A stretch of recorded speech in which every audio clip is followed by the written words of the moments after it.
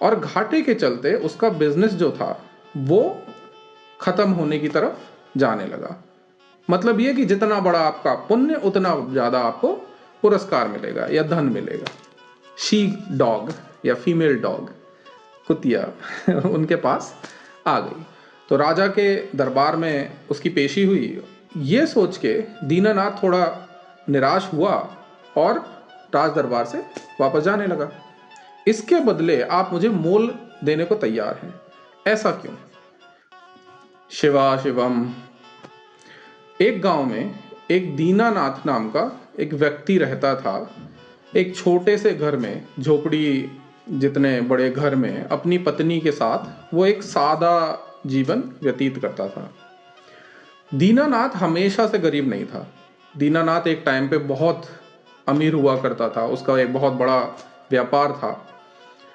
जब वो बड़ा व्यापारी था और धनी था तो वो धर्म के कामों में काफी रुचि लिया करता था। मुफ्त के चिकित्सालय बनवाना, भूखों को खाना खिलाना, गौशाला बनवाना, इस तरह के उसने बहुत सारे पुण्य वाले काम किए थे जब वो धनवान था और जब उसका एक बड़ा व्यापार था।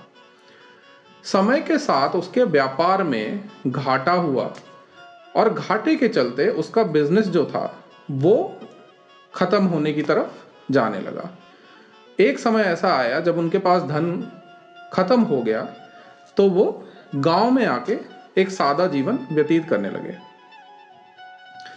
एक बार दीनानाथ की जो पत्नी थी वो बाजार जा रही थी और बाजार में उसने देखा कि राजा के जो सैनिक हैं वो जोर जोर से मुनादी करवा रहे हैं। कि राजा ये मुनादी करवा रहा था कि जो भी व्यक्ति मेरे राज्य में पुण्य के काम करता है उसे पुण्य के हिसाब से उसका मोल मिलेगा। मतलब ये कि जितना बड़ा आपका पुण्य उतना ज्यादा आपको पुरस्कार मिलेगा या धन मिलेगा। राजा की पत्नी ने जब ये बात सुनी तो उसने सोचा कि मेरा पति तो बहुत बड़े धर्मात्मा है, उसने तो बहुत बड़े बड़े पुण्य के काम किए हैं, तो क्यों ना मैं अपने पति को बोलूं कि राजा से जाके मिले और अपने पुण्यों के बारे में बताए। तो पत्नी वापस घर आई। घर आने के बाद दीनानाथ से उसने सारी डिटेल बता दी कि बाजार में ऐसे सैनिक जो हैं वो मुनादी कर रहे हैं कि जो भी इंसान पुण्य के काम करता है वो राजा को अपना पुण्य बताए और जितना बड़ा पुण्य है उसके हिसाब से उस पुण्य का उस व्यक्ति को मोल दिया जाएगा। तो पहले तो दीनानाथ थोड़ा सकुचाया क्योंकि उसने कभी भी धर्म के काम मोल के हिसाब से नहीं किए थे, उसने धन की लालसा से नहीं किए थे। उसने सिर्फ सारे पुण्य के काम किए थे क्योंकि उसके पास धन था और वो चाहता था कि वो जरूरतमंदों की सेवा करे। देखिए, हमारे घर में धन की थोड़ी कमी है और अगर आप राजा के पास जाकर अपने पुण्यों का थोड़ा सा बखान करेंगे तो हमें थोड़ा धन मिल जाएगा और हमारा जो जीवन है वो थोड़ा सा बेहतर हो जाएगा। तो पत्नी की बात सुनकर उसने सोचा कि ठीक है, मैं राजा के पास चला जाता हूँ। अब राजा के पास जाने के लिए उसे अपने गांव से राजधानी तक का सफर करना था और सफर थोड़ा लंबा था। तो जो दीनानाथ की पत्नी थी उसने सुबह सुबह उठकर दीनानाथ के लिए 5 रोटियां बनाकर दी। सुबह से लेके शाम तक का सफर था तो उसने कहा कि आप पूरे दिन में ये रोटियां खा लीजिएगा और अपना सफर पूरा कर लीजिएगा। तो सफर के बीच में एक जंगल भी आता था। तो दीनानाथ ने 5 रोटियां ली और अपने जंगल वाले सफर पे निकल गए। जब वो थोड़ी दूर जंगल में पहुंचे तो पहुंचने के बाद उन्हें थोड़ी सी भूख लगी। तो उन्होंने सोचा कि अच्छा, एक काम करता हूं, मैं थोड़ा रोटियां खा लेता हूं। तो वो अपनी रोटियां लेके बैठ गए और जैसे ही वो खाने की शुरुआत करने वाले थे उन्होंने देखा कि वहां से एक कुतिया उनके पास आ गई। शी डॉग या फीमेल डॉग, कुतिया उनके पास आ गई। तो दीनानाथ ने सोचा कि शायद ये कुतिया भूखी है, तो उन्होंने सोचा कि मैं एक काम करता हूं, मैं 5 रोटी में से 2 रोटियां इसको दे देता हूं और बाकी की जो बची हुई हैं वो 3 रोटियां मैं खा लूंगा। तो उसने 2 रोटी कुतिया को दे दी और 3 रोटी खुद के लिए बचा ली। कुतिया काफी भूखी थी तो उसने जल्दी जल्दी वो 2 रोटियां खा ली और थोड़ी ही देर के बाद कुतिया के 2-3 बच्चे भी धीरे धीरे करके कुतिया के पास आके बैठ गए और खाने की कोशिश करने लगे। जब दीनानाथ ने यह देखा कि कुतिया के बच्चे भी हैं और कुतिया भी भूखी है और कुतिया के बच्चे भी शायद भूखे होंगे, तो उसने सोचा कि एक काम करता हूं, मैं बची हुई 3 रोटियां भी इस कुतिया को दे देता हूं ताकि वो और उसके जो बच्चे हैं वो अपना पेट भर सके। तो उसने सारी रोटियां दे दी। रोटियां देने के बाद वो अपने सफर पे आगे बढ़ चला। धीरे धीरे इस करके सफर खत्म हुआ। शाम को राजा के पास पहुंचा और राजा से उसकी मुलाकात हुई। तो राजा के दरबार में उसकी पेशी हुई। पेशी में जाके उसने राजा को अपने पुण्यों के बारे में बताना शुरू किया।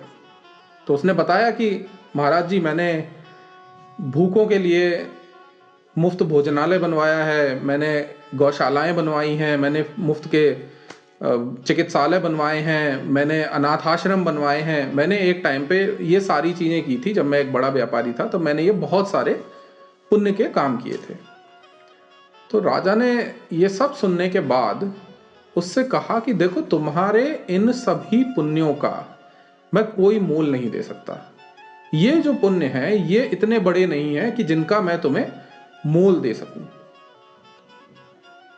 कोई और जो पुण्य का काम जो तुम्हें लगता हो कि तुमने किया है, जो बड़ा पुण्य का काम है जिसके बदले तुम्हें मोल मिलना चाहिए, ऐसा अगर कोई काम तुमने किया हो तो तुम मुझे बताओ, तो मैं तुम्हें उसका मोल दूंगा। तो यह सुन के दीनानाथ ने महाराज से कहा कि महाराज, जब मैंने इतने बड़े बड़े पुण्य के काम किए, भोजनालय बनवाया, चिकित्सालय बनवाया, अनाथ आश्रम बनवाया, गौशाला बनवाई, जब आप इतने बड़े बड़े पुण्यों का मुझे कोई मोल नहीं दे रहे हैं, तो और मैं ऐसा कौन सा पुण्य आपको बताऊं जिसका आप मुझे मोल दे दें। तो ये सोच के दीनानाथ थोड़ा निराश हुआ और राज दरबार से वापस जाने लगा। जब वो राज दरबार से वापस जाने लगा तो राजा के पास में खड़ा जो एक सिपाही था वो राजा के पास आया और राजा के कान में उसने कुछ कहा और उसकी बात सुनकर राजा ने दीनानाथ को वापस बुला लिया। जब दीनानाथ वापस पहुंचा तो महाराज ने यह कहा कि दीनानाथ जी, आपने मुझे अपने इतने सारे पुण्य गिनाए, लेकिन जो पुण्य आपने आज सुबह किया था उस पुण्य के बारे में आपने मुझे नहीं बताया। तो दीनानाथ सोच में पड़ गए कि मैंने आज तो कोई पुण्य का काम ही नहीं किया है, तो ऐसा कौन सा पुण्य है जो आप जानते हैं और मुझे नहीं पता है। तो महाराज ने बोला उससे कि देखो, आज तुम जब घर से निकले थे तो तुमने 5 रोटियां रास्ते में एक भूखे जानवर को खिलाई थी, उस कुतिया को खिलाई थी। वो तुम्हारा जो पुण्य है वो बहुत बड़ा पुण्य है और उसके बदले तुम्हें जो चाहिए वो तुम मुझसे मांग लो। तो ये सुनकर दीनानाथ थोड़ा असमंजस में पड़ गया और महाराज से बोला कि महाराज, ये बताइए कि मैंने इतने बड़े बड़े पुण्य के काम आपको बताए, भोजनालय से लेकर चिकित्सालय तक और गौशाला तक, वो सब सुनने के बाद आपने मुझसे कहा कि इन सब का मैं कोई मोल नहीं दूंगा, लेकिन मैंने 5 रोटियां जो इस एक भूखे कुत्ते को खिला दी, इसके बदले आप मुझे मोल देने को तैयार हैं, ऐसा क्यों? तो राजा ने उससे कहा कि देखो, जितने भी तुमने मुझे अब तक पुण्य गिनाए, ये सारे पुण्य तुमने याद रखे और आज तुम यहां मेरे सामने ये पुण्यों का बखान करने के लिए आए हो। ऐसे पुण्य जो याद रखे जाते हैं और समय आने पर आप किसी को बताते हैं या गिनाते हैं, ऐसे पुण्यों का कोई मोल नहीं होता। असली पुण्य वो होता है जो आप निस्वार्थ भाव से करते हैं और उसके बदले आप किसी चीज की अपेक्षा नहीं करते और उसे भूल जाते हैं करने के बाद। असली पुण्य वही होता है। तो इस पुण्य के बदले जो 5 रोटियां तुमने उस भूखे कुत्ते को खिलाई थी, उस पुण्य के बदले तुम चाहो तो मेरा सर्व पूरा राज्य भी मांग लो, मैं वो तुमको दे दूंगा। तो ये सुनकर जो दीनानाथ थे, दीनानाथ ने महाराज के हाथ जोड़े और महाराज से कहा कि हे महाराज, आप सर्वज्ञाता हैं, आप सच में बहुत बड़े महाज्ञानी हैं, आपने आज मेरी आंखें खोल दी। मैं आज के बाद कोई भी धर्म का काम करूंगा, कोई भी पुण्य का काम करूंगा, तो उसे याद नहीं रखूंगा, मैं उसे भूल जाऊंगा और कभी उसके बदले मैं किसी भी चीज की अपेक्षा नहीं करूंगा। तो कोई भी इंसान अगर कोई भी अच्छा काम करता है, किसी मंशा से करता है या अनजाने में करता है, उससे वो अच्छा काम करने के बाद भूल जाना चाहिए। क्योंकि जो चीज आप याद रखते हैं, जो अच्छा काम करके या धर्म का काम करके आप याद रखते हैं या किसी को बताते हैं, गिनाते हैं, उस पुण्य का मूल नहीं होता है। उस पुण्य से आपको कुछ नहीं मिलेगा। जो पुण्य आप करके भूल जाते हैं, वही पुण्य जो होता है वो असली पुण्य होता है, वो सबसे ऊपर गिना जाता है। शिवा शिवम।